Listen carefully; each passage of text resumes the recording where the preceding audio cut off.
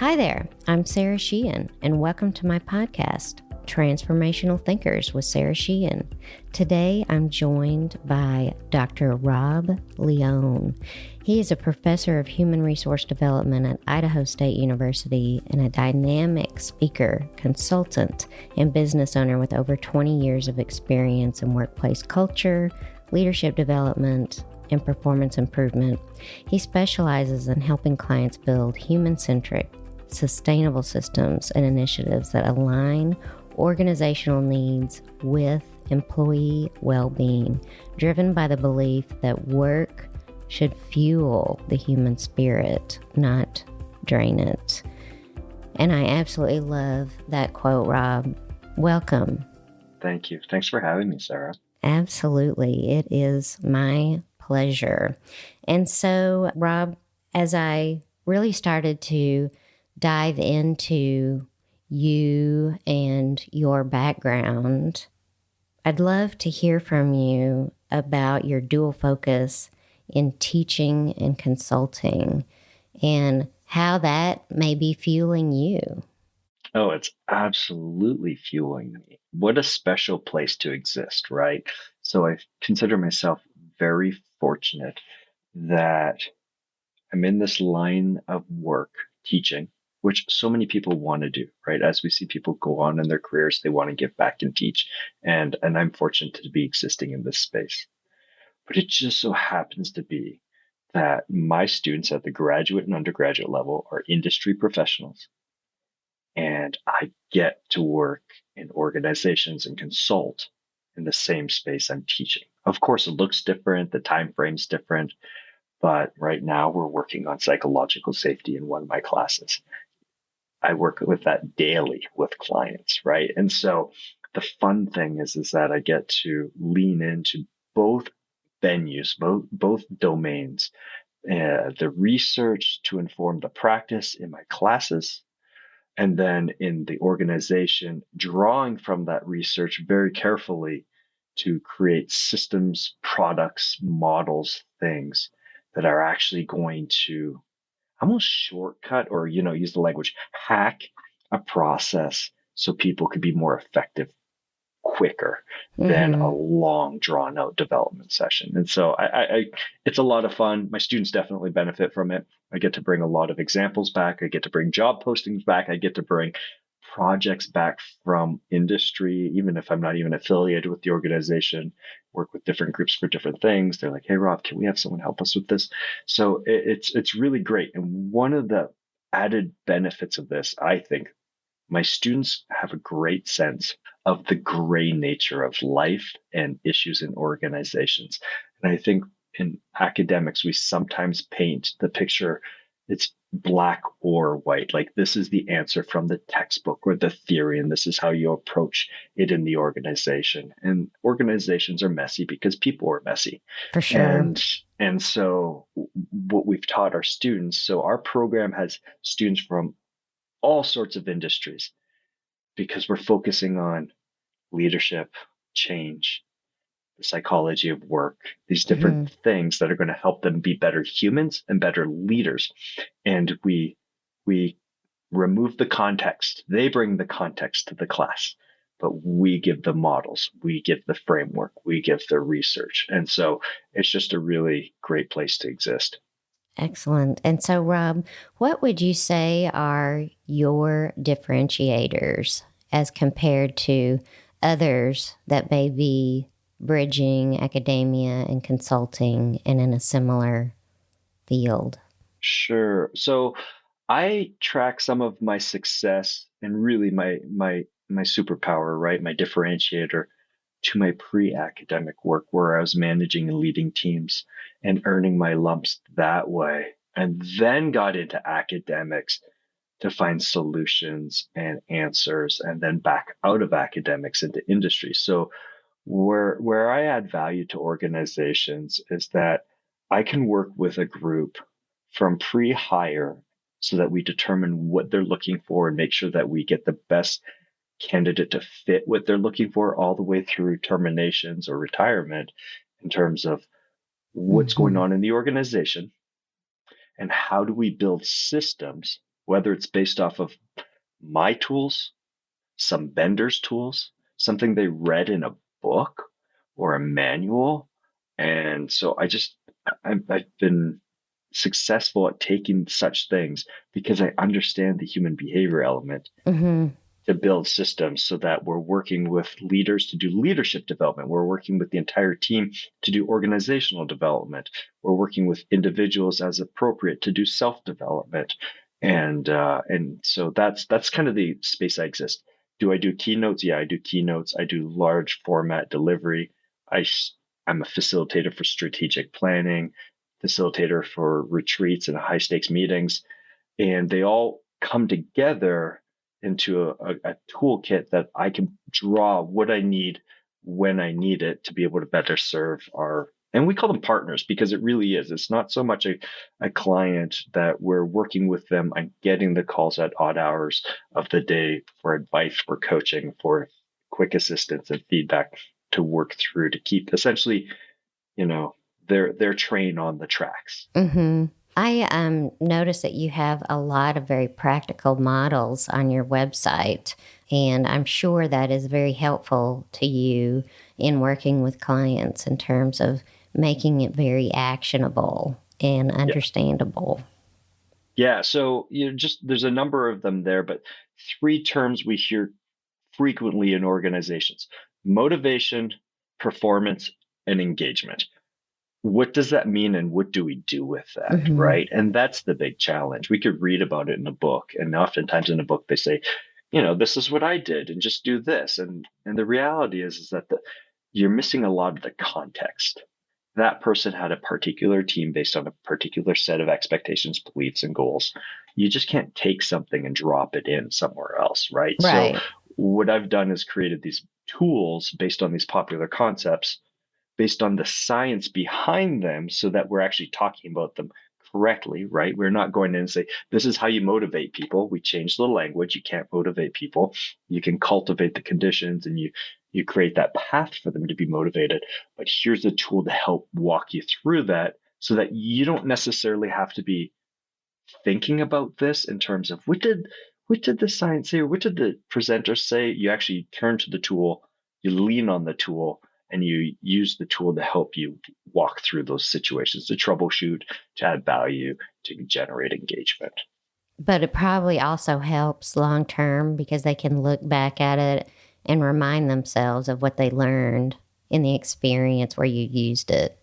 Yeah, for sure, right? So if we sat together for 4 hours to go through any content, the fact that we have an easy to use tool is a great reference point, exactly to your point. Whereas, they're not going to pull out the workbook from the session that was 20 pages long and try to figure out, where did I write this down, right? So we're trying to shortcut that process with high quality. Ultimately, part of it, think of it this way. How do I take a first year employee, because we know what that learning curve looks like, right? First year employee, and move them to the level of competence as a second year employee. So we can do that. We can build systems to kind of expedite that process with not a lot of wear and tear on people. In fact, what they find is it's a part of their culture, and then people lean into it. Yeah, exactly. It's doing the right things. It's better, right? When you have some structure in place. Yeah. And then the employee can thrive. It's even better. Yeah. And it's so fun to watch. Yeah, it's great. And so I noticed that you spent a fair amount of time in Marquette. Mm-hmm. And even you went to school there too, right? And then you taught there? So the school I did take there was just for added development. I already had my degrees. I had my master's. I didn't have my PhD yet. I actually did that remotely, but I started taking some classes there, which actually I had that experience, they started to invite me to teach in that graduate psychology program. And so that's really where I started to cut my teeth in teaching, start considering consulting. That's where my boys were born. That's where some of my closest friends live. So it was a little bit later in life, really formative experience. It's my US home base as I think about it. That's where my heart lies. That's fantastic. My husband's family, his maternal grandfather built a cottage there in, I believe it's 1959. And it's still there. And we have gone up there to see it and see the area a couple times. And always in the summer. Yeah. Not in a time when you would see snow, but it is beautiful. The cottage is owned by one other family, so it's been in two families' hands the whole time.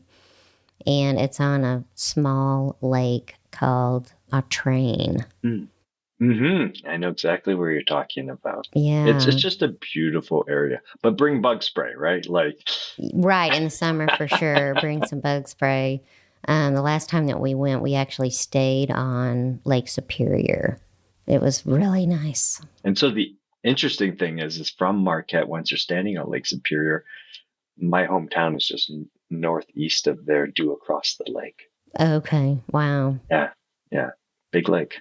It's beautiful, though. Yeah, it's wonderful. We go back every once in a while to speak at events and things like that, and it's my favorite place to go. That's great. That's great. There's nothing like the UP for sure. And so, in talking with you, Rob, you mentioned that you are focused on trying to be more purposeful about finding and enjoying peace in life.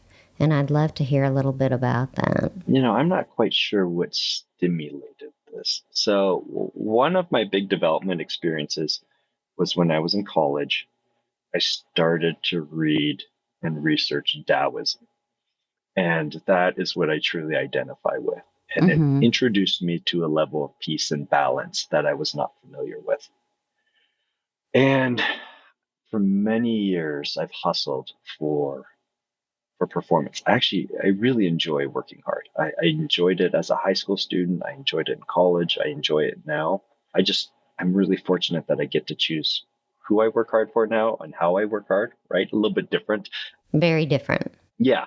And so because I've moved into this phase where I have that discretion now, I've kind of slowed my life back down again so that I could embrace the peace aspect, right? And so I'm just kind of playing with some words right now. And what I'm thinking of is from performance to peace, because I was super performance minded. I still am as it relates to my work and my organizations and the students and things like that.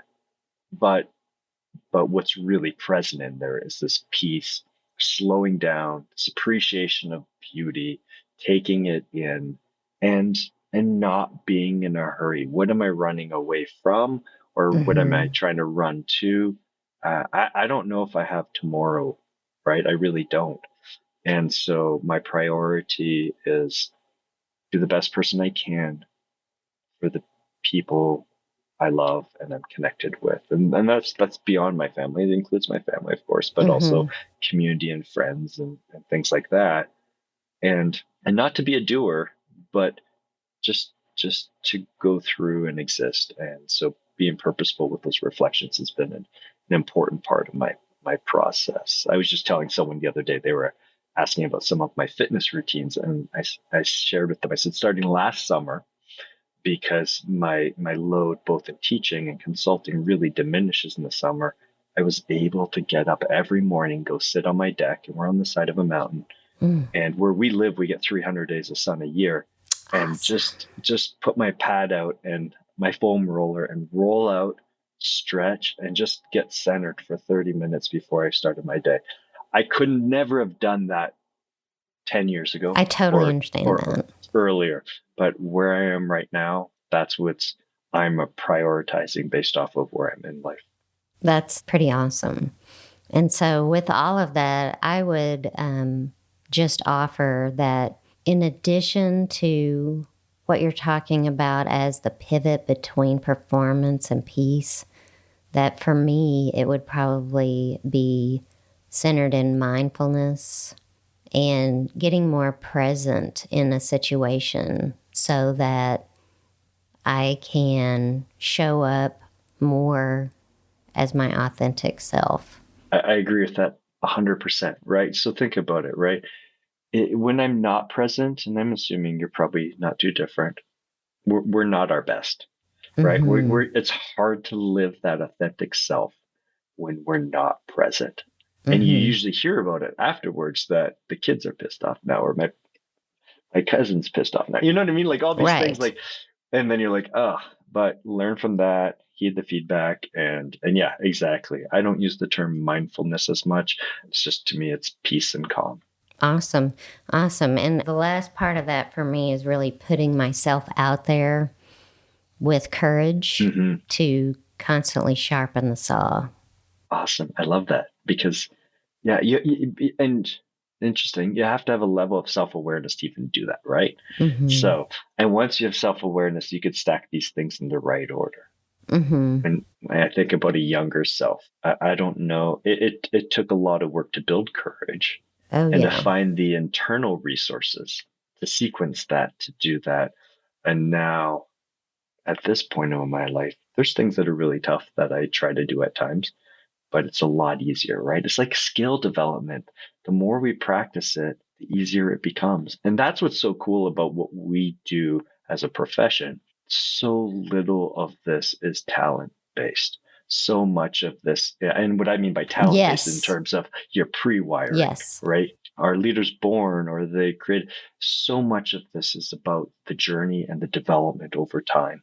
And everyone could build confrontation skills, communication skills, accountability skills, For feedback certain. skills, right? Things like that. And it's just really neat. We're all hardwired to pretty much do anything in life. We just need to line up those inputs to do it. And practice, Yes.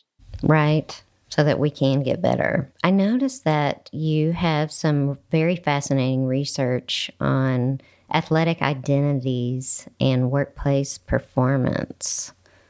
What was the most surprising thing that you found in that research? Um, I give a little bit of the backstory how I got into this because I think this is probably the big aha for me for the most part is the backstory of how I'd work with people and they would say, hey, look, I prioritize former athletes over non-athletes when I'm interviewing people.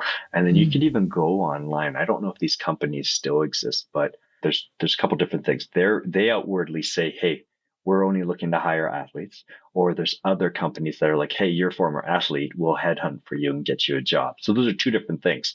But the preferential treatment one is the one that I'm most concerned about. That I was running into people saying that I believe athletes or former athletes are higher motivation, more gritty, more Hmm. resilient, better at time management.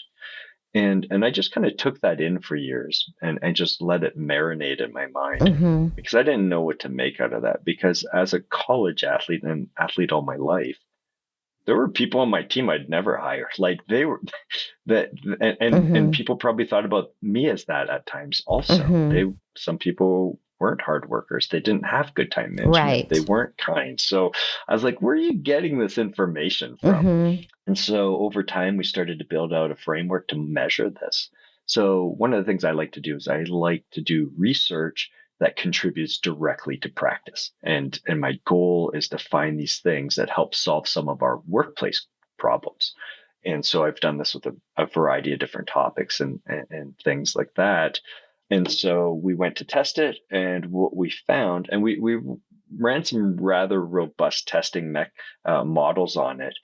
And what we found is that couple things. Number one, as we prepared for this and we did all of our literature review, no one was looking at the transfer of motivation or behavior from athletics or former athletics to the workplace. It was Mm-hmm. pretty much empty. You see it in terms of research from student athlete to academics. You saw more of that. Mm-hmm. Mm-hmm. Or we saw athletes to character building. Mm. So we went ahead and did this. We also found that the limited research on high performing athletes was that they actually didn't transition well to the workplace, if you can imagine, because they've gone from being handheld in terms of training, diet, things like that, that when they enter our workplace and our leaders are like, hey, here's your name tag, keys, and here's your autonomy, and you got this, they struggle.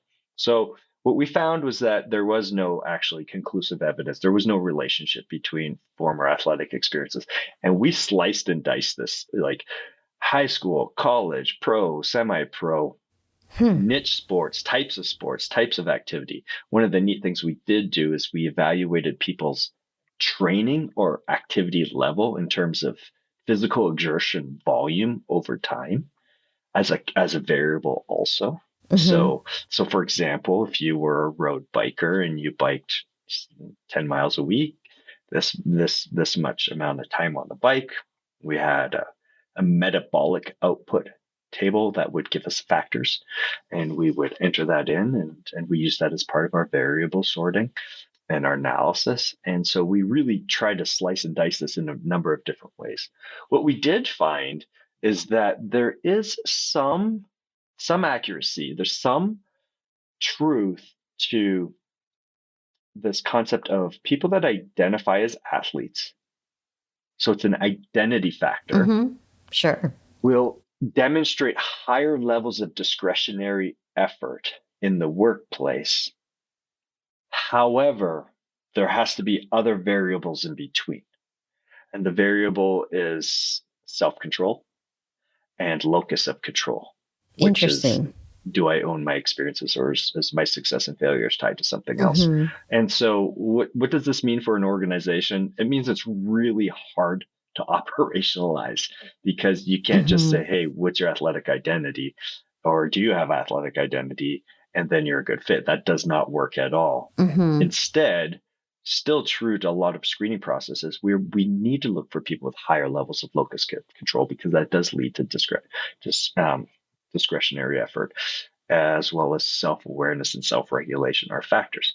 So, Mm-hmm. so the fact that this related to athletes was it was a novel group to look at to Mm-hmm. respond to an industry issue that I was really concerned about.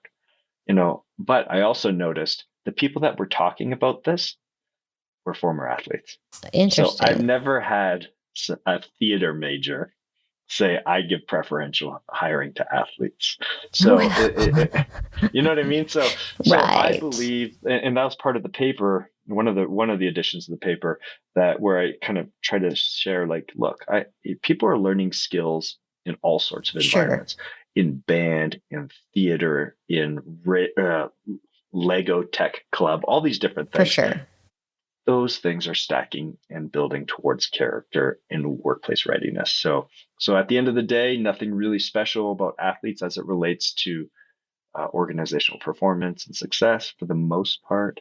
Certainly not on the masses, maybe here and there in isolation, but that's not conclusive as a research identified path to follow.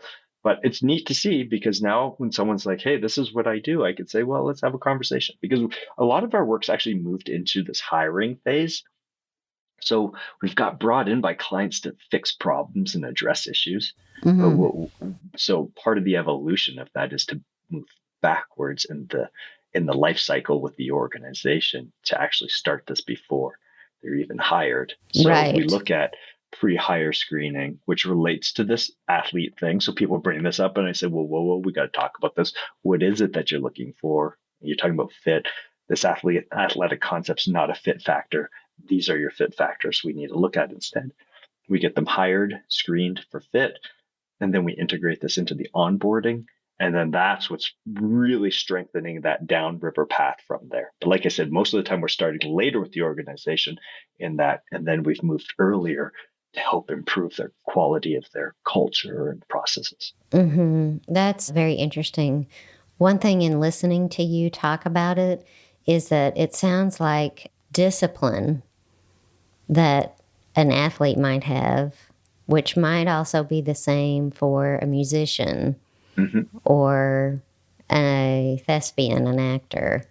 Yeah, Those kinds of skills that you hone and practice, those would definitely parlay to the workforce. absolutely. Yeah, And it's all these formative experiences, right? So making sure you're getting your kids to have a variety of different experiences, and hopefully long enough that they could start to develop some of these and hone some of these things is a part of that. Or as a young adult, I decided one of my philosophies is, in order to be a leader, I need to be a student. right.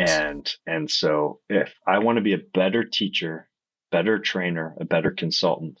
I need to make sure I'm spending enough time behind the desk learning from other people. So, this isn't just about kids and their development, right? It's about ours at whatever age we are today and moving forward. We might have a long path ahead of us, and now's not too late to start. Right. Absolutely. It's never too late if you really want to grow, for sure. Absolutely. And so when you think about other big research questions out there that are motivating to you, what areas of research do interest you or intrigue you? So I'm working with a lot of this fit concepts right now, and trying to pull some things apart. And I have a couple different concepts I've identified that could help bring greater clarity for what we're trying to do in organizations, right? So to me, that's the target: is what is it that I'm going to do that's going to improve our organizational process quickly, not something that's going to be published and sit on a shelf for Right. decades. So I'm looking at fit as it Exactly. relates to some of our cultural inputs, right? So if you're familiar with individualism versus collectivism, so individualism is where we prioritize ourselves over, say, our family, our community, whereas collectivism, and this is just a really basic example, collectivism is where we prioritize the group before ourselves. So as a Western nation, the West is predominantly individual built. That's our history. You might have heard the term rugged individualism. And so I spent the last year working on these concepts because what these are, they're considered syndromes, outcomes or results from the cultures they emerge from. And so Eastern cultures tend to be more collectivist. But the consequence to that is that they have a really high regard for power distance. So the person that is in lead, oftentimes the consequence to that is that they defer to their expertise in making decisions. So they're not as self-motivated, self-starters as, say, their Western colleagues who are much more eager to roll up their sleeves and dive into things, right? So all of these background pieces have influence over our formation and who we are. And so now what I'm working on is a piece that relates to what if there was, how do we articulate those of us that feel like we're a part of this Western collectivism, that I'm not prioritizing myself over others. I'm seeing myself as an equal, yet, and I'm narrowing the power difference between myself and my team. And I want them to be part of the solution. And when recognition's up for grabs, who's getting it? It doesn't have to be me. So there's some more nuanced aspects that relate to organizational success and fit. And for some organizations, we just want, really individualistic people that are really driving. But I think part of our human condition is tied up with this collectivist piece, in the sense of we need other people. Our connection, our relatedness is a basic psychological need. And so we need community. And actually, look at it right now. We need community now more than we've ever needed community, For right, in sure. this country. And so it's trying to take all these really big concepts and trying to bring them together to operationalize them so that they can improve how we think about fit in our organizations. And we often talk about person to job fit, culture to person fit. Well, even that culture fit, we're not even necessarily clear on. So how could we continue to refine that and do that better? Some groups are doing it great. There really are. But by far and large, we're really wrestling with this concept. And so what we bring is a little structure to that, direction, and hopefully they take off and they never need us again. That's fascinating, though, to think about how you might be able to operationalize your learnings there, to talk about how focusing on a broader collective is powerful and not focusing on one leader. So Yeah. I love the practical application of that. Wonderful. Thank you. But it Very, has to be very the interesting. appetite of the leadership, right? So that's part of the challenge. You got a collective oriented leader. It's really nice. You go in, you make this work. If you have a real individualistic oriented leader, makes it really challenging. But that Mm-hmm. also helps us choose who we want to work for based off of certain cues that we get presented in front of ourselves so we can find our better fit, right? So one of the things we're seeing right now, if I may, Sure. that this, the return to work calls and the Right. mandates and people are pushing back and we don't want to do this. What's stopping you from going to another position, another organization that fits your needs there, right? So clearly that return to office is part of whatever the leadership has decided what they're going to do. But just because we don't like it doesn't mean we get the grounds to fight it and refuse it. Just like if I don't like how my supervisor's treating me, I'm not going to change them. Most of the time, the organization's not going to change them, even if they are toxic and a bad fit for the organization. Unfortunately, my agency is at the limits of I'm going to have to choose to go find something that better fits and meets my interests. Right. And I think there are a lot of people that aren't, it's almost like they're not ready to make that choice for themselves. And they're Yes. kind of like a cat that doesn't want to be picked up. Yeah. And it's tough. It's not easy to quit a job and relocate or find something else out there. But at It's the same not. time, it's not everyone else's job to fix to accommodate you when you're in a system of 20 people to 80,000 people. Right. I mean, there are a lot of implications for businesses. I totally Yeah. understand. When you're thinking about office space that's not utilized, or just the business itself and being able to actually collaborate Yeah. and interact in a positive way. I was just talking about this yesterday, actually, at lunch, and I will advocate with clients to be able to, if you want me to work remotely a majority of the time, that's fine. But I really want to be able to have milestone meetings and opportunities to be in person, because you can never develop a relationship with the other person if you're never there. You never get to go to dinner with them. Like, you have to have that time to And it's connect. it's so transactional, right? When we're doing it Right. this way, unfortunately. But that's what some people are looking for. Well, then, like you said, that's what your preference is, so you're going to seek that out. Same thing with Right. me. In many instances, I didn't want to do a whole lot of Zoom webinars and things because it just changes the dynamic. It's Totally. like teaching online. It changes the dynamic. All my program's entirely online. I love it for certain aspects, but I dislike it for other aspects. And Sure. so, I'm sure on the interaction and engagement side, it's different online. I'm sure. yeah, yeah. But at the same time, sat in a lot of live classes that sucked too. You know. We all have. We all have. Absolutely. Without question. You essentially got us moving into the direction of talking about big issues with mentioning the return to work, the return Mm, to the office. And so yeah. I would love to hear what you're thinking about a couple of other pressing issues, specifically social media and mental health in kids, teens, and honestly, adults, because people have gotten so incredibly focused on it. And you can just tell that people are totally addicted to their smartphone. Unintended consequences, right? Right. Great concept. It was the same thing that we need to be concerned about AI, right? That we have a great tool, lots of promise that has inadvertently been used to divide us. And both technologies have and will be. My big concern, more on a professional level that relates to this, right? Now I'll give you that in 1 minute. I think about what social media has done to us and actually technology and the rapid exchange of information. I think that's part of the reason why we're really wrestling with this return to office concept, where the people have so much of a voice that never individually have had a voice in the past. And Mm-hmm. they can make a lot of noise together collectively, right?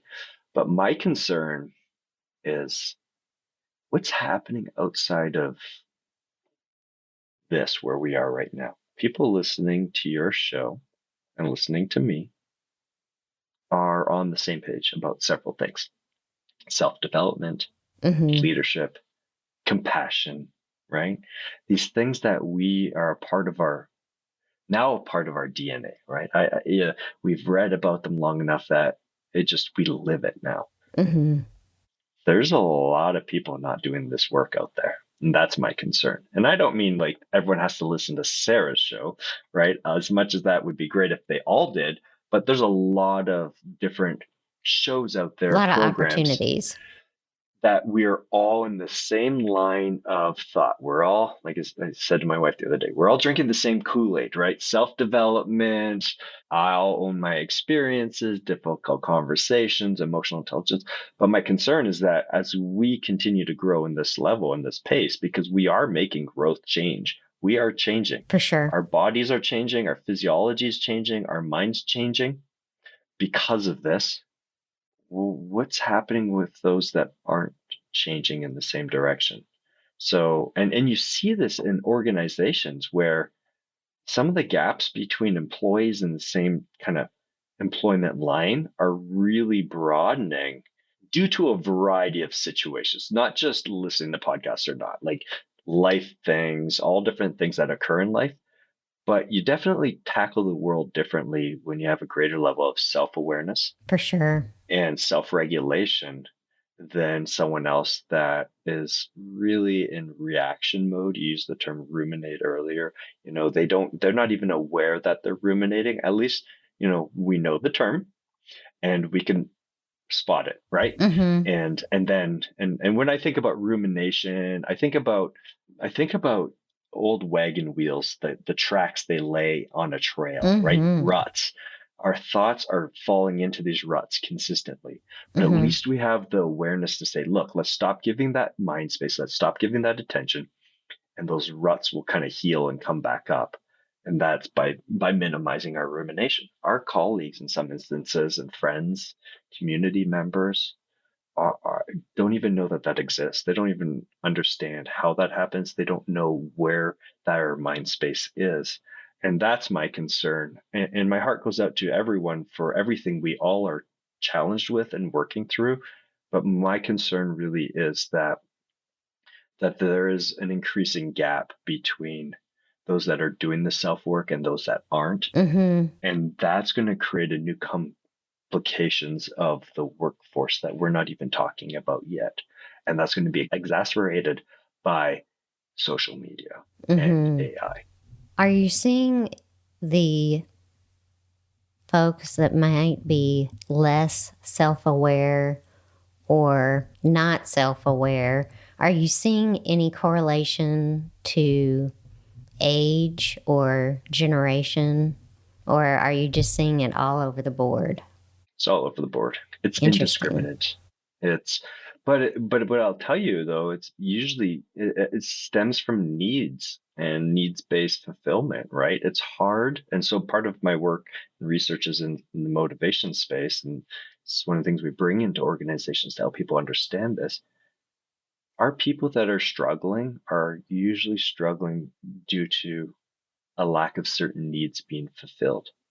And it's difficult for a person to be present at the workplace, to be engaged, to hit their Mm, desired outcomes when their home's being foreclosed. Or think about this now. Think about what's happening now with the rattling of the federal government by the approach the administration's taking with these cutbacks and cutouts and downsizing. I'm not saying right or wrong in terms of we shouldn't be doing some of the work we're doing. We need to review our processes, our practices, our expenses, all that stuff regularly. But think about the physiological effects that's having on people's stress and cortisol levels and things like that, mm-hmm. where they would have been productive workers a month ago. And now this is looming over their head. And you might see it. I'm seeing it. Our clients are canceling. They're not sure where their funding's coming from. They're not sure what's happening.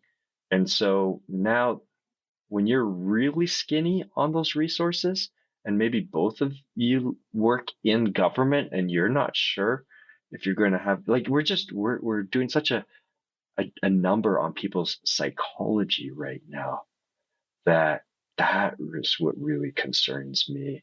And so how can they respond, right? These Mm-hmm. people that have been high performing, very successful people in our community are going to be at the bottom of Maslow's hierarchy of needs very quickly. Mm-hmm. And It's a big change. it's going to be huge. It's going to be huge. There's no question about it. The marketplace definitely will reveal new practices, new problems. A lot of things will manifest for sure. Fascinating. Fascinating. We're covering so much ground here, Sarah. That's We're good. all over the place. That's good. I would love to hear, Rob, who your ideal client is. I have two ideal clients. One is people that are really in trouble. They need to fix things quickly. We've had a number of organizations that were at the point of closure, Mm, and we've turned them around in less than 3 years. It's tough to take wow. toxic organizations to turn around in less than 5 years based on some of the research. And so I like people that are really struggling. Not that I want them to struggle, but I want to help them because in many instances, they have some urgency Mm-hmm. and eager, and they want to be helped. And that's my other client preference too, is a partner, someone that says, I know my craft, I know my skill. I might be a widget builder, I might be an engineer, but I'm not a leader to the extent that I need to be. And Mm-hmm. how can you help me build bridges, scaffold my talent with my team to move us in that right direction? And that's what I love. And we can do that in both environments, both the people that are in trouble, we get them fixed and get them going. And that's been people that are going under accreditations, have been worked with schools and to provide feedback on how do we quickly change these things so that we can prepare you for accreditation, or it's just financial that they're running out of cash and we need to turn this around quickly, or those that are like, hey, things are going good, I'd like them to be better, and I'd like us to buy a little headspace so that we're not so concerned with inefficiencies. And what I mean by that is when you start learning some of the science of leadership and the science of motivation and how people behave and perform, you're taking the guesswork out, right? Because if you don't have some education in human behavior, you're just going off your gut, and your gut's based off of a variety of different inputs. Some of them are really biased, Mm-hmm. and you might be spinning your wheels when you could actually just slow it down and pick a different path based on better tools. So I approach all groups, all organizations that people are very loving and well intentioned. And so that's what I believe is innate in humans. And we work with that to leverage that and to grow that. But for some organizations, they're like, oh, you talk about compassion, love, authenticity. That's not us. We just roll up our sleeves and get it done. And sure, whatever. Clearly, it's not a match for us. But Right, right, right. but others want that. They want their people to go home at the end of the day with enough fuel in their tank to be present with their Their friends, their family. family, volunteer, whatever it is, it doesn't matter. Mm-hmm. But it's Absolutely. important to you because you're giving so much time to this other organization and their mission or profit motives.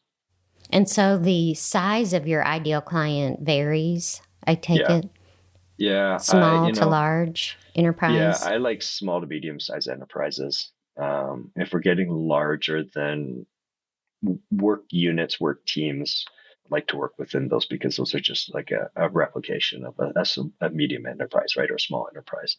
But yeah, love it. Is there a target revenue that you are looking for? Where they're at, no, there's not. What's more important to me is what they're committed to. What are they curious about? What do they want to accomplish? We work with nonprofits that have very little, but we also have larger corporations and organizations that have a lot. And in some instances, we have nonprofits that spend more than for profits because their mindset is this is money well spent. Whereas other places, they're, well, I don't want to spend money on these things. And it's like this, let's just be clear. In many of these things that are budget lined items, It's not Hmm. your money to save. In fact, you should be expensing what this is to help and grow your team. It's just don't throw good money at bad solutions. Right, right. And you work cross industry. Yeah, yeah. So what I talk about is we're industry agnostic, context specific, because at the end of the day, it's behavior as it relates to the team I'm with. It's not behavior that's different in healthcare versus food and drug industry, right? Like so, people are people are people. The industry has some nuances, has some policies, has some limitations on some of that, but at the end of the day, it's the people. People are messy, and People it's a are beautiful messy. messy. It's a beautiful sort of messy, right? That's what makes us so interesting. But we're the thing that compromises many of the processes that are, processes are neutral, and they're intended to do good work, like Six Sigma, Lean, all these Right, different things. They're well intended, but it's the people in the end that kind of mess it up for good or bad, for and sure. that's the target. That's what we want to help. The behavior change that you have to influence there and gain adoption on is some of the hardest to do. Exactly. And your term gain adoption is exactly what this is all about, right? What we're doing is we're trying to have people adopt, be open-minded, curious to a way of thinking, a way of practice that they just have never experienced. Like I said, we send people to engineering school, we send people to welding school, we send, people to med school, but we continue to promote them without much of a framework in terms of leadership acumen. It's definitely an investment well spent when they It is. invest on their people without question. Yeah, I share that with people frequently that you're either pay now or you're going to pay later. I run into a number of people that are like, no, no, no, we're just fine. We're just fine. And the reason why I'm having these conversations with them is because they're not. And people have reached out to us to bring us in to try to get them on board with doing the work. And I remind my clients of this too. When things are going well, think about it. This concept of you go up the hill on the roller coaster, Mhm. you're going to go down at some point. Something just when you think things are going great, just give it a moment, and you'll something will let you down or hurt you or upset you, right? And that's been 100% true all my life. And so what I try to convince my organizations of is that if we're not doing this work, we're potentially one bad hire away from a problem again. Mm, excellent point. And so, Rob, is there anything else on your mind that you want to share today that is a big concern or a big goal? A big goal. You know what? Not really. I hope people are finding their own. My heart goes out to people always in general, but right now with some of the stressors we're experiencing in our economy, our leadership, things like that. I know people are hurting, and I know people are sad. I know people are afraid, and just as I mentioned earlier, we need community. We need people of like minds. And I don't mean family. Family's good if you have it and if it works, but not all families are healthy. Not all families work, right? So we need to find our people, find our tribe, and kind of hold each other and support each other. That's a wonderful way to wrap up our conversation today. Thank you so much for your time. Thanks, Sarah. It's been a pleasure. Thank you. Thank you so much for listening to today's episode with the brilliant Dr. Rob Leone. As a professor and consultant, Dr. Leone provides invaluable perspectives on merging academia with practical consulting and what it means for transitioning athletes into the workforce. Here are 3 key takeaways from our discussion today. First, holistic development. Dr. Leone emphasized the significance of addressing both organizational systems and individual growth, noting how his work helps enhance leadership and culture based on scientific models. Second, athletic transferability myths. Contrary to popular belief, being a former athlete doesn't necessarily translate to superior workplace performance. Dr. Leone's research highlights the need for self-control and a personalized locus of control for true discretionary effort. Third, importance of community. In times of uncertainty, he stresses the need to find and connect with supportive communities, asserting that collaboration and collective effort can vastly improve organizational and personal resilience. Thank you so much for listening today, and as always, subscribe and never miss an episode.